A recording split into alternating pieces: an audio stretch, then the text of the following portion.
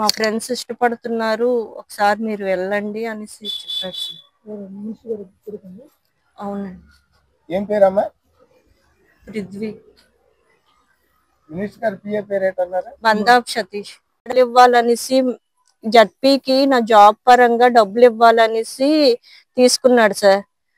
వెళ్ళి కనుక్కుంటే జడ్పీ వాళ్ళు పైసా కూడా తీసుకోలేదమ్మా, నీ కారుణ్య నియమాల కింద నీ భర్తది నీకు ఇచ్చాను జాబ్ అని తెలిసింది సార్.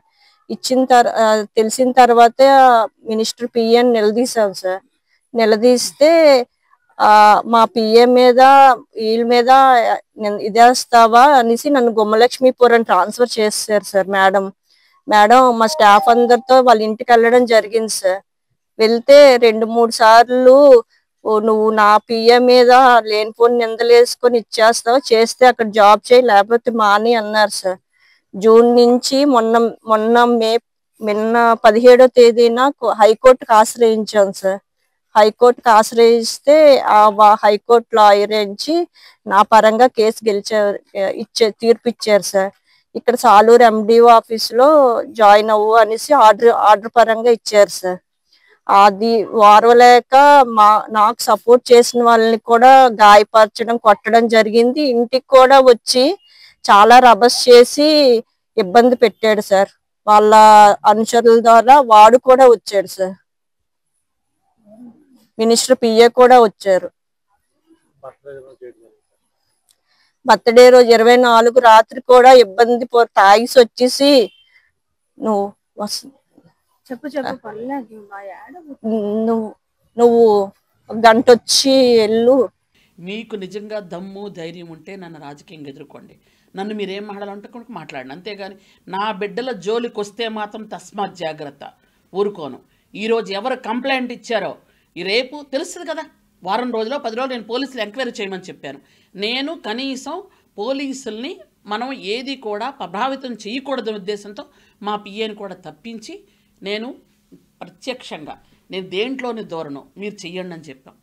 పోలీసులకు ఎంక్వైరీ చేయమన్నాం. పోలీసులకు వారం రోజుల్లో 10 రోజుల్లో తేలిపోద్ది కదా, సైబర్ నుంచి ఫోన్ డేటాస్ వస్తాయి కదా.